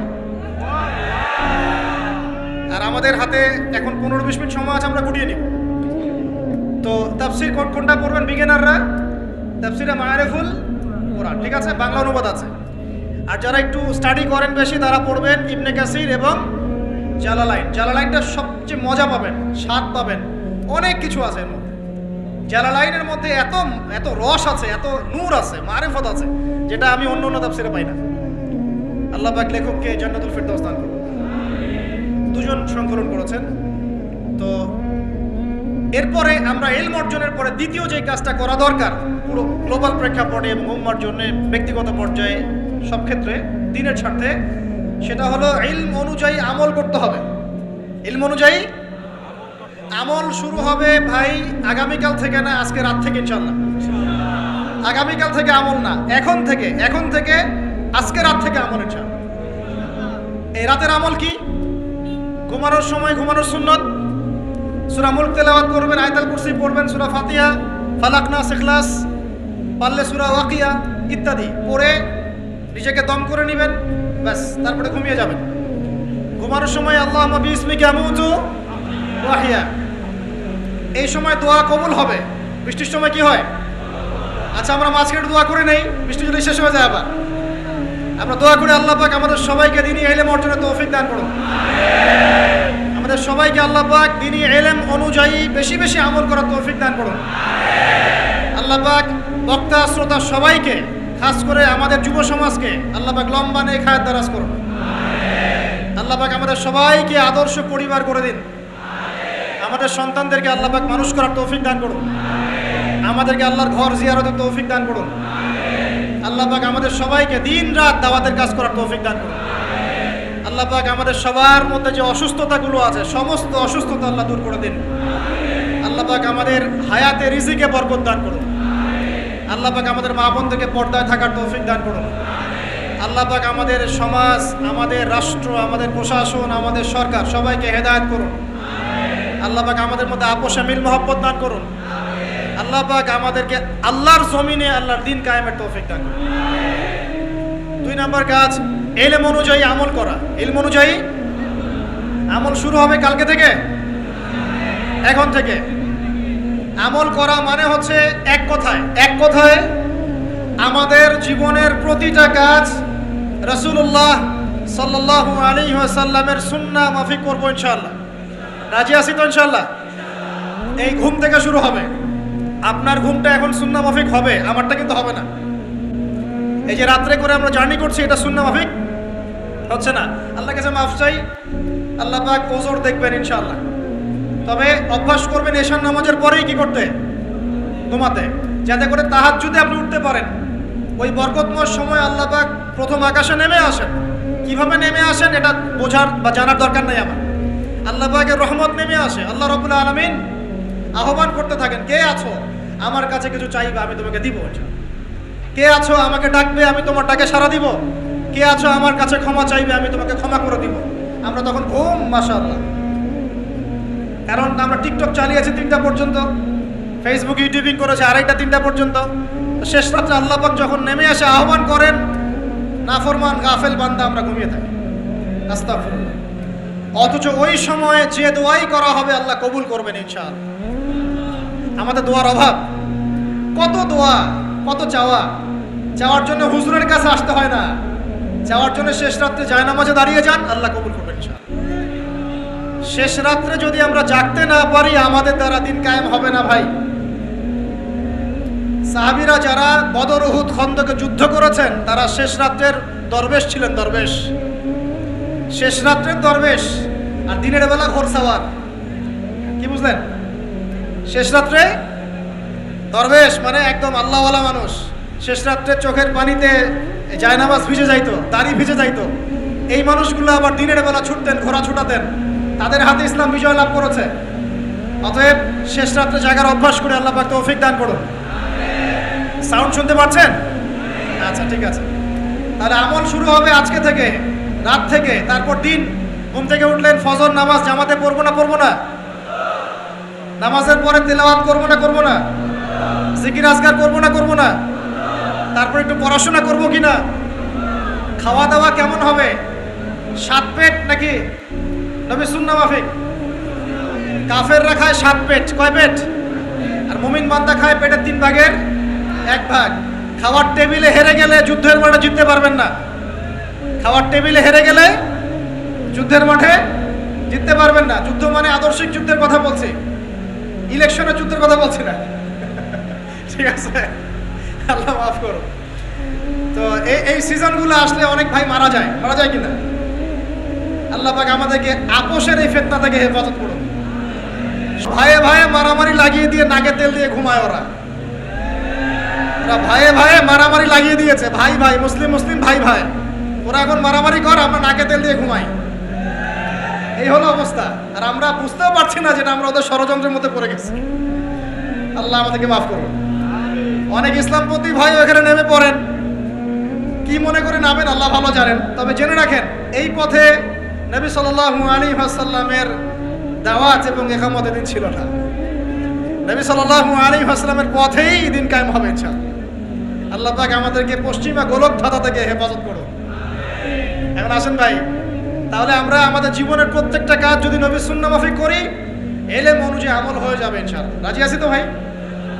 বাস এতটুকু কথা। এখন শুধু কি ব্যক্তিগত আমলই আমার দিনের অন্তর্ভুক্ত, না আমার পরিবার, সমাজ, অর্থনীতিও আছে? কোনটা? আমার পারিবারিক জীবন তাহলে কার সুন্নত মোতাবেক চলবে? নবীর সুন্নত না পশ্চিমা সুন্নত? আর পরিবারগুলো পশ্চিমা সুন্নতে চলে না, পশ্চিমা কালচার। জন্মদিন করেন, বিবাহ বার্ষিকী করেন, আরো কত কি করেন, হ্যাঁ তাই না? সাজগোজ থেকে শুরু করে কাপড় চোপড়, পোশাক আশাক, বাথরুমের টয়লেট পর্যন্ত। বাথরুমের টয়লেট তো সব ইংলিশ নাকি? তো নবী সুন্নাহ মাফিক এখানে তো আপনি বসতে পারবেন না। নবী সুন্নাহ মাফিক এখানে আপনি বসতে পারবেন না। তো মালয়েশিয়ার একটা কনফারেন্সে বলে আসছিলাম যে নবী সুন্নাহ মাফিক বসা মানে হচ্ছে বাম পায়ে ভর দিয়ে ডান পায়ে একটু উঁচু করে বসা। ইলম অর্জন করতে থাকেন, হাদিসের মধ্যে পাবেন। নবী সাল্লাল্লাহু আলাইহি ওয়াসাল্লাম ইস্তেনজা করতে বসতেন বাম পায়ে ভর দিয়ে ডান পায়ে একটু উঁচু করে। যারা এভাবে বসে তাদের ইস্তেনজা খুব সুন্দর হয়, ক্লিয়ার হয়ে যায়। আর আপনি ইংলিশ টয়লেটে বসেন দেখি, কেমনে বসবেন? পারবেন? তাহলে এই যে বললাম, প্রতিটা জায়গায় ফিতনা, প্রতিটা জায়গায় ফিতনা। তো বাসায় অ্যাটলিস্ট এমন ওয়াশরুম রাখেন যেখানে নবী সুন্নাহ মাফিক ইস্তেনজা করা যায়। আর যখন সফর করবেন দেশের বিভিন্ন জায়গায়, তখন দেখবেন মাশাআল্লাহ আরো লেটেস্ট পদ্ধতি আছে। ছোট ছোট কিছু গামলা রেখে দেওয়া হয়েছে, ওখানে দাঁড়ায় করতে হবে, বসার কোনো অপশন নাই। আর সব সমান মাপের। মনে করেন একজন লম্বা 5 ফিট, একজন 6 ফিট, একজন 4 ফিট 3 ফিট। এখন কেমনে কি ধরে কিভাবে করবে? মাপটা কিভাবে সমান করবে বলেন তো? একটা হাদিস আমার বুঝে আসছে এই সফর করতে করতে, সেটা হচ্ছে, আমি কখনো বলিনি এভাবে যে পশ্চিমা সভ্যতা হচ্ছে ইয়াজুজ আর মাজুজ, এটা আমি বলি নাই। কিন্তু আমি বুঝতে পারছি, আমি ভিতর থেকে ফিল করছি, আপনি একমত হন না হন, যে ওদের মধ্যে ইয়াজুজ আর মাজুজের খাসলত বা চরিত্র আছে 100%। আমি একটা হাদিস বলি, শেষ করে দিব, আর সময় নেই, 10 মিনিট আছে। এই হাদিসটা শোনেন। নবী সাল্লাল্লাহু আলাইহি ওয়াসাল্লাম একদিন ঘুম থেকে উঠলেন ভয়ে পেয়ে, আতঙ্কিত। নবীজি ভয়ে পেয়ে আতঙ্কিত হয়ে ঘুম থেকে উঠে বলছেন, লা ইলাহা ইল্লাল্লাহ, লা ইলাহা ইল্লাল্লাহ। তার স্ত্রী পাশে যিনি শুয়ে আছেন তিনি বলছেন, নবী সাল্লাল্লাহু আলাইহি ওয়াসাল্লাম বলছেন, ওয়াইলুল লিল আরব, ওয়াইলুল লিল আরব মিন শাররি ক্বাদ ইকতারাব। আরব জাতির জন্য ধ্বংস, আরব জাতির জন্য ধ্বংস। কি ভয়ঙ্কর ফিতনা ধেয়ে আসছে ওদের দিকে, কি ভয়ঙ্কর ফিতনা ধেয়ে আসছে। এবং তিনি হাতের ইশারা করে দেখালেন এইভাবে, যে আজকে নবীজি বলছেন 1400 বছর আগের কথা, 1445 বছর আগের কথা, 1445 বছর আগে নবীজি বলেছেন, আজকে ওই সময়, আজকে ইয়াজুজ আর মাজুজের যে দেয়াল, দেয়ালের কথা মনে আছে? জুলকারনাইনের সময় দেয়াল, এই দেয়াল এতটুকু পরিমাণ খুলে দেয়া হয়েছে, এতটুকু পরিমাণ খুলে দেয়া হয়েছে 1400 কত বছর আগে। তখন তার স্ত্রী বলছেন আনুহলিক ওয়াফিনা সালিহিন, আনুহলিক ওয়াফিনা সালিহিন ইয়া রাসূলুল্লাহ, হে আল্লাহর রাসূল সাল্লাল্লাহু আলাইহি ওয়াসাল্লাম, আমাদের মধ্যে ভালো মানুষরা থাকা সত্ত্বেও কি আমরা ধ্বংস হয়ে যাব? আপনি যে বলছেন ওয়াইলুল লিল আরব, আরবদের জন্য ধ্বংস। নবীজি বলছেন নাম, হ্যাঁ নাম, হ্যাঁ ধ্বংস হয়ে যাবে। ইযা কাসুরাতিল খাবাস, যখন নগ্নতা, বেহায়াপনা, অশ্লীলতা সমাজে রন্ধ্রে রন্ধ্রে ছড়িয়ে পড়বে, তখন আলেম জালেম সব ধ্বংস হবে। এই হাদিসটা অকাট্য হাদিস বুখারী মুসলিমের, মানে এটা সহি, এটা বিষয়ে কোনো সন্দেহ নেই। তাহলে নবীজি 1445 বছর আগে বলছেন যে আরবদের জন্য ধ্বংস, ধ্বংস ধেয়ে আসছে এবং দেয়াল এভাবে খুলে দেয়া হয়েছে। কাদের দেয়াল? ইয়াজুজ আর মাজুজ। আর ইয়াজুজ আর মাজুজের সাথে আরবদের ধ্বংসকে সম্পর্কিত করা হলো না? ইয়াজুজ আর মাজুজের সাথে আরবদের ধ্বংসকে সম্পৃক্ত করা হলো এবং বেহায়াপনাকে সম্পৃক্ত করা হলো, তাই না? বুঝতে পারছেন? আরব জাতির ধ্বংসের সাথে ইয়াজুজ মাজুজকে কানেক্টেড করা হলো এবং অশ্লীলতাকে, কি বলেন, অশ্লীলতাকে কানেক্টেড করা হলো। এখন আপনি চিন্তা করে দেখেন, সারা বিশ্বে পর্নোগ্রাফি কারা ছড়িয়ে দিয়েছে? বলেন দেখি, পর্নোগ্রাফি কি বেহায়াপনা না? সমাজের ইযা কাসুরাতিল খাবাস, যখন সমাজের রন্ধ্রে রন্ধ্রে বেহায়াপনা ছড়িয়ে পড়ে নাই? মিলান, হাদিসটা মিলান। সমাজের এই মেয়েদের এই যে ফ্যামিলিস্ট রেভলিউশন কারা ছড়িয়ে দিয়েছে? ফ্যামিলিস্ট রেভলিউশন কারা ছড়িয়ে দিয়েছে? ওরা। সমাজে মেয়ে ছেলে একসাথে চলবে একই পোশাকে কারা ছড়িয়ে দিয়েছে? সমাজে মেয়েদের বেপর্দায় চলার এই সংস্কৃতি কারা ছড়িয়ে দিয়েছে? মাদক আর সুদের সংস্কৃতি কারা ছড়িয়ে দিয়েছে? জেনা, ব্যভিচার, পর্নোগ্রাফি, এগুলো কারা ছড়িয়ে দিয়েছে? এটাই ওই যে খুলে দেয়া হয়েছে। এটা আমার ব্যাখ্যা, এটা আমার বুঝ। পৃথিবীর এমন কোন রাষ্ট্র বাকি রাখে নাই তারা এগুলো ছড়াতে, এমন কোন রাষ্ট্র বাকি নেই। তাহলে সব জায়গায় ছড়িয়ে পড়বে না ইয়াজুজ মাজুজের ফিতনা? ছড়িয়ে পড়েছে। আল্লাহ পাক আমাদেরকে এই সীমা গোলকধাঁধা থেকে হেফাজত করুন। আমি আমাদের সংস্কৃতি নিয়ে আমরা বুক ফুলায় বাঁচবো ইনশাআল্লাহ, আমাদের সংস্কৃতি নিয়ে আমরা চলবো ইনশাআল্লাহ। আমাদের কোরআন আছে, হাদিস আছে, আমাদের নবী আছেন, আমাদের সাহাবীরা আছেন, আমাদের দিন আছে ইনশাআল্লাহ। আমাদের অন্য কাউকে প্রয়োজন আছে? এই যে প্রযুক্তিগত কথাগুলো বললাম, একটু মাথা খাটান, এগুলো আমরাই তৈরি করতে পারবো ইনশাআল্লাহ। সব ঢেলে সাজানো যাবে ইনশাআল্লাহ তাআলা। আল্লাহ পাক আমাদেরকে বোঝার তৌফিক দান করুন। তাহলে 1 নাম্বার কি বলেছিলাম ভাই? ইলম অর্জন। 2 নাম্বার ইলম অনুযায়ী আমল। আর এই আমলটা কি শুধু ব্যক্তি জীবনে না জীবনের সব ক্ষেত্রে? আল্লাহ কবুল করুন। 3 নাম্বার নিজের পরিবারের যত্ন নিন। নিজের ইলম অর্জন করেছেন, আমল করছেন, এখন অনেক বড় বড় কথা অনেকে বলবে, আগে পরিবার ঠিক করেন। আগে কি করবেন? ব্যাস, পরিবার বলতে আপনার স্ত্রী সন্তান। কারণ বাবা মাকে দাওয়াত দেওয়া যাবে, বাবা মাকে গালমন্দ করা যাবে না, বকাঝকা করা যাবে না। বাবা নামাজ পড়েন, আপনি কি মাই দিতে পারবেন? মা নামাজ পড়েন, আপনি কি মাই দিতে পারবেন? পারবেন না। তবে এই যুগে কিছু হতভাগা আছে, এরা বাপ মাকেও গায়ে হাত তোলে না। এই যুগে এমন কিছু হতভাগা ছেলে মেয়ে জন্ম হয়েছে, আল্লাহ মাফ করুক, এরা পিতা মাতার সাথেও কি জঘন্য আচরণ করে। পিতা মাতা দোয়া নিবেন, যাদের সাথে পিতা মাতার দোয়া থাকে জীবনে সফল হবে ইনশাআল্লাহ। যার সাথে পিতা মাতার দোয়া নাই, অবস্থা খারাপ। আল্লাহ মাফ করুক আমাদেরকে। এখন পরিবার বলতে আপনার স্ত্রী সন্তান প্রথম প্রায়োরিটি পাবে, আর পিতা মাতাকে আপনি দাওয়াত দিবেন, নসিহত করে বোঝানোর চেষ্টা করবেন। আপনার সন্তান যদি 10 বছর বয়সে নামাজ না পড়ে, তখন তাকে আপনি পিটাতে পারবেন, কিন্তু আপনি বাবাকে পারবেন? আর পরিবারের কিছু বিষয় এটা আপনি পাবেন প্যারেন্টিং বইয়ের মধ্যে। আর আল্লামা তকি উসমানী দামাত বারাকাতুহু শাইখের একটা কিতাব আছে, ইসলাম ও পারিবারিক জীবন। ইসলাম ও পারিবারিক জীবন, এই বইটা পড়লে আপনি অনেক কিছু জানতে পারবেন। আমি ডিটেলস বলে দেওয়ার সময় পাচ্ছি না আজকে। এক কথায় পরিবারের মধ্যে তাওহীদ থাকবে, শিরক থাকবে না, ঠিক আছে? পরিবারের মধ্যে সুন্নতের চর্চা থাকবে, কোনো বেদাত থাকবে না। পরিবারে হালাল রিজিক থাকবে, কোনো হারাম ঢুকবে না। পরিবারের বিয়ে করব যখন দিনদারিতা দেখে মেয়ে চুজ করব, সৌন্দর্য শ্বশুরের টাকা পয়সা দেখে নয়। হ্যাঁ, সৌন্দর্য থাকতে পারে, সৌন্দর্য থাকলে নূরুন আলা নূর, আরো ভালো। কিন্তু যদি মেয়েটা এই যে আমাদের এখনকার সুন্দরী বলতে আপনারা যাদেরকে বোঝেন, নাম নিচ্ছি না, তাদের মতো সুন্দরী নাও হয়, মন খারাপ করার কিছু নাই। এগুলো সব আর্টিফিশিয়াল সুন্দর। কি সুন্দর? আসল সৌন্দর্য হচ্ছে কলবে। আসল সৌন্দর্য কোথায়? কলবে। আর তাদের কাছে যা আছে আপনার স্ত্রীর কাছে তাই আছে। এমন এক্সট্রাঅর্ডিনারি কিছু নাই ওদের কাছে। যা আপনার স্ত্রীর কাছে আছে তা তাদের কাছে সেম জিনিস, সেম। এখানে এত বেশি লোভনীয় হওয়ার কিছু নাই। পর্নোগ্রাফি দেখতে দেখতে মানুষের মাথাটা এমন নষ্ট হয়ে গেছে, নিজের স্ত্রীকে এখন আর ভাল লাগে না, মানুষের বউকে ভাল লাগে, তাই না? এটার একমাত্র কারণ পর্নোগ্রাফি দেখা। যারা পর্নোগ্রাফিতে আসক্ত, আল্লাহ পাকের কাছে তওবা করবেন, বের হয়ে আসবেন, নাহলে আপনি জীবনে কখনো সুখী হতে পারবেন না। আপনি মন থেকে কখনো কনফিডেন্ট থাকতে পারবেন না, সুখী হতে পারবেন না। আল্লাহর সামনে দাঁড়ায় চোখের পানি ফেলতে পারবেন না, চোখটা নষ্ট হয়ে গেছে। তো আল্লাহ পাক আমাদের যুবক ভাইদেরকে পর্ন থেকে হেফাজত করুন। নিজের দৃষ্টি নত রাখবেন, ইনশাআল্লাহ আল্লাহ পাক আপনাকে খাদিজা রাদিয়াল্লাহু আনহার মতো স্ত্রী দিবেন ইনশাআল্লাহ তাআলা। আল্লাহর প্রতি ভরসা রাখেন, আল্লাহ পাকের কাছে যা চাবেন ইনশাআল্লাহ পাবেন। আল্লাহর প্রতি যে ধারণা রাখবেন আল্লাহ তেমনই হবেন ইনশাআল্লাহ। কেউ যদি ধারণা রাখে আল্লাহ আমার সাথে নাই, আল্লাহ আমাকে দিবে না, আল্লাহ তার সাথে থাকবে না। কে ধারণা রাখে আল্লাহ আমার সাথে আছে, আল্লাহ আমার সাথে আছে, আল্লাহ আমাকে বুঝেন, আল্লাহ আমাকে দিবেন, আল্লাহ অবশ্যই দিবেন ইনশাআল্লাহ। ওয়া মান ইয়াতাওয়াক্কাল আলাল্লাহি ফাহুয়া হাসবুহ।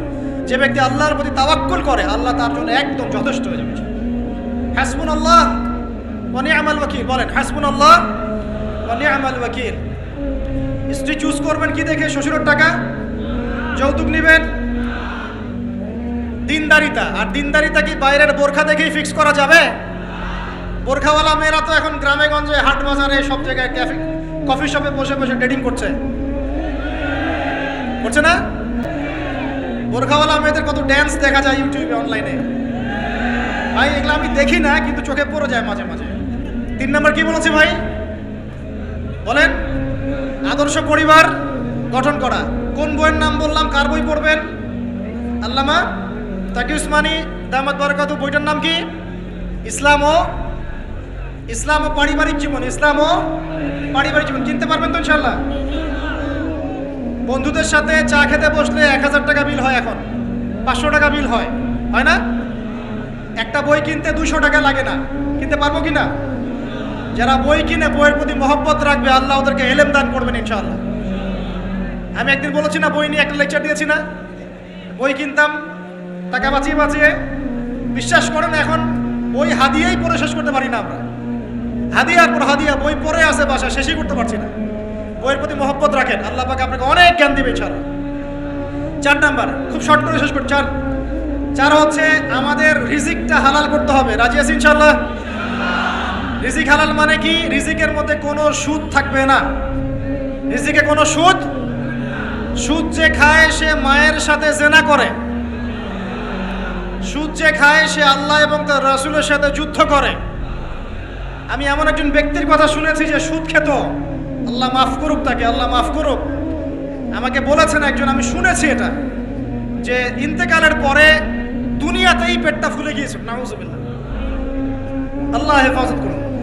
মেরাজের রাতে নবী দেখে এসেছেন সুদখোরের পেটের মধ্যে সাপ কিলবিল করছে, রক্তের নদীতে ফেলে মাথা ফাটিয়ে দেওয়া হচ্ছে। আল্লাহ এবং তার রাসূলের সাথে যুদ্ধ করে কেউ সফল হতে পারবে? আল্লাহর ওয়াস্তে সুদের চাকরিটা ছেড়ে দেই ভাই, আল্লাহর ওয়াস্তে ছেড়ে দেই, সুদের চাকরি ছেড়ে দেই। আল্লাহর হাতে আমার রিজিক, আল্লাহই খাওয়াবেন ইনশাআল্লাহ।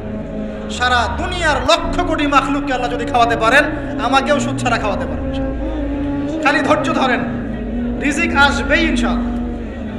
আর যেখানে ঘুষ সেখানে নাই, যেখানে ঘুষ সেখানে আমি নাই। এখানে ভাই যদি কোনো সরকারি কর্মকর্তা থাকেন বা কেউ যদি ঘুষের সাথে সম্পৃক্ত থাকেন, সরকারি বেসরকারি যেই হন, আজকে রাত্রে বাসায় গিয়ে খাস তওবা করে নেন। আল্লাহ, আমি জীবনে যত অর্থনৈতিক অন্যায় করেছি আমাকে মাফ করুন। আল্লাহ পাক মাফ করে দিবেন ইনশাআল্লাহ। এবং আগামী জীবনে ঘুষমুক্ত জীবন যাপন করার চেষ্টা করি, আল্লাহ তৌফিক দান করুন। অমুসলিমরা এখন এইসব সংস্কৃতি মেনে চলে, মুসলিমরা কেন মানবে না? মানা উচিত কিনা? আল্লাহ তৌফিক দান করুন। আর ব্যবসার মধ্যে কিন্তু অনেক রিজিক আছে। 10 ভাগের 9 ভাগই কোথায়? ব্যবসায়। শুধু চাকরির পিছনেই ছুটবেন না। আর চাকরি যদি করেন অনেস্টির সাথে করবেন, উদ্যোক্তা হন, অর্থনৈতিকভাবে নিজেকে স্বাবলম্বী করার চেষ্টা করেন, তারপরে বিয়ে শাদী করতে চান। আল্লাহ পাক তৌফিক দান করুন। না হলে ছেলে মানুষের সম্মান কমে যায়, ছেলে মানুষকে হাত পাততে হলেই সম্মান কমে যায়। তো প্রিয় ভাইরা, 4 নম্বর নসিহত খুব সংক্ষিপ্ত করে, আমাদের রিজিক হতে হবে কি ভাই? হালাল। আমি এমন আলেমকে চিনি, এমন আলেমের সোহবতে গিয়েছিলাম যে বাহিরের হোটেলের মুরগির গোশত, গরুর গোশত খায় না। অবাক হলেন তাই না? হজ করতে গিয়েছে, সেখানেও খায় না, ফল খেয়ে থাকে, কারো রুটি খেয়ে থাকে, দুধ খেয়ে থাকে। কারণ এই মুরগি যে জবাই করার সময় বিসমিল্লাহ বলা হয়েছে কোনো গ্যারান্টি নাই। এই গরু জবাই করার সময় বিসমিল্লাহি আল্লাহু আকবার বলা হয়েছে কোনো গ্যারান্টি নাই। এখানে যদি ব্যবসায়ী ভাইরা থাকেন, আমি নসিহত করব, অনুরোধ করব, সব সময় জবাই করার সময় আল্লাহর নাম নিয়ে জবাই করুন। আপনাদের হোটেলের এই পণ্য সবাই খাচ্ছে, একজনের জন্য সবাইকে হারামখোর বানাবেন না। আল্লাহর ওয়াস্তে মানুষকে হারামখোর বানাবেন না। বিসমিল্লাহি আল্লাহু আকবার বলে জবাই করবেন। আল্লাহ পাক তৌফিক দান করুন। সন্দেহ আছে না একটা? আচ্ছা, অতএব হালাল খাওয়ার চেষ্টা করে আল্লাহ পাক তৌফিক দান করুন।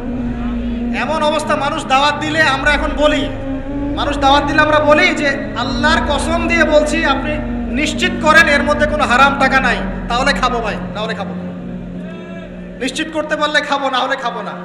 এভাবে রিজিকটাকে শক্ত করে হালাল করার চেষ্টা করি। আল্লাহ আমাদের সবাইকে তৌফিক দান করুন, আমিন। একটা দোয়া পড়লে হালাল রিজিক পাওয়া যায়, আমার সাথে পড়েন। আল্লাহুম্মা ইকফিনি বিহালালিকা আন হারামিকা ওয়া আগনিনি বিফাদলিকা আম্মান সিওয়াকা। এই দোয়াটা পড়লে ইনশাআল্লাহ হালাল রিজিকের প্রাচুর্য আসে। আল্লাহ তৌফিক দান করুন। আর 5 নম্বর হচ্ছে ভাই, ইলম অর্জন, আমল, পরিবার গঠন এবং হালাল খাওয়ার সাথে আমাদের সবাইকে, প্রত্যেক মুসলিম ভাইকে, শুধু আলেম, দায়ী, মুআল্লিম, ইমাম সাহেব তাদের জন্য নয়, প্রত্যেক মুসলিম ভাইকেই কমপক্ষে পার্ট টাইম দাওয়াতি কাজ করতে হবে। রাজি আছি? কমপক্ষে পার্ট টাইম, ফুল টাইম না হোক, কমপক্ষে পার্ট টাইম দাওয়াতি কাজ করতে হবে। ডক্টর জাকির নায়েক স্যার এই কথা বলেন। তিনি বলেন যে প্রত্যেক মুসলমানকে, কনভারসেশনের মধ্যে এক ফাঁকে বলছিলেন যে প্রত্যেক মুসলমানকে কমপক্ষে পার্ট টাইম, দিনে 1 ঘন্টা, দিনে আধা ঘন্টা, দিনে 2 ঘন্টা দাওয়াতি কাজ করতে হবে। এভাবে যদি সবাই মিলে উম্মার দায়িত্ব কাঁধে নেই, দিন এগিয়ে যাবে ইনশাল্লাহ, প্রচার বাড়বে, প্রসার বাড়বে, কায়েমও হবে ইনশাল্লাহ। হবে কিনা ইনশাল্লাহ? বাংলার ঘরে ঘরে তকি উসমানী তৈরি করতে হবে, হাফিজাহুল্লাহ, পারবেন তো?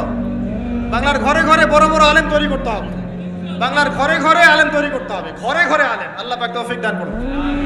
এখন দাওয়াতি কাজ করার আগে নিজের ইলম অর্জন করতে হবে, দাওয়াতি কাজ করার যোগ্যতা অর্জন করতে হবে, নিজের আধ্যাত্মিকত্ব আনতে হবে, তাজকিয়া আনতে হবে। এবং আরেকটা কথা বলতে ভুলে গেছি, হকপন্থী আলেম ওলামার সাথে সম্পর্ক রেখে সোহবতে থাকবেন, একা একা থাকবেন না, একা একা চলবেন না, আলেম ওলামার সাথে পরামর্শ করে চলবেন। দাওয়াতি কাজ করলে কি পাবেন ভাই? একটা হাদিস দিয়ে শেষ করে দেই। দাওয়াতি কাজ করলে যা পাবেন, নবী সাল্লাল্লাহু আলাইহি ওয়াসাল্লাম বলেছেন, কোন ব্যক্তির দাওয়াতে যত মানুষ এই কল্যাণের পথে আসবে, সমস্ত কল্যাণের একটা অংশ নেকি ওই ব্যক্তি পাবে। মানে আপনি দাওয়াতি কাজ করছেন, আপনার দাওয়াতি কাজের বদৌলতে যত মানুষ দিনের দিকে আসছে, দিনের বুঝের দিকে আসছে, নামাজ পড়ছে, কোরআন তেলাওয়াত করছে, ইত্যাদি ভালো কাজ করছে, সমস্ত নেক আমলের একটা অংশ আপনার আমল নামায় অটোমেটিক যোগ হবে। খুশি হন নাই? এর চেয়ে বড় কোনো ব্যবসা নাই, আর যদি কেউ মানুষকে ভুল পথে ডাকে, এই যে ভুল দাওয়াতি কাজ করে, মানুষকে বিভ্রান্তির দিকে ডাকে, তাহলে সমস্ত মানুষের গোনার একটা অংশ ওই ব্যক্তির আমল নামে চলে যাবে। নাউযুবিল্লাহ। আর আমরা যদি দাওয়াতি কাজ ছেড়ে দেই, আল্লাহ রাসূল বলেছেন, আল্লাহ পাকের পক্ষ থেকে গজব আসবে, সুম্মা তাদউনাহু, এরপর তোমরা আল্লাহকে ডাকবে, লা ইউস্তাজাবু দুআকুম, তোমাদের দোয়া আল্লাহ কবুল করবেন না। বলেন নাউযুবিল্লাহ। অতএব আমরা নিজেরা দাওয়াতি কাজ করব, পরিবারের তালিম চালু করব, পরিবারের মধ্যে ইসলামের দাওয়াতি কাজ থাকবে, কমিউনিটি করব, মাদ্রাসা, মসজিদ, মক্তব, বিভিন্নভাবে ইসলামের সম্ভাব্য সকল মাধ্যমে, বর্তমান সমসাময়িক সম্ভাব্য সকল মাধ্যমে দাওয়াতি কাজ করবো ইনশাআল্লাহ। আল্লাহ পাক আমাদের সবাইকে দাওয়াতের মেহনতের সাথে লেগে থাকার তৌফিক দান করুন।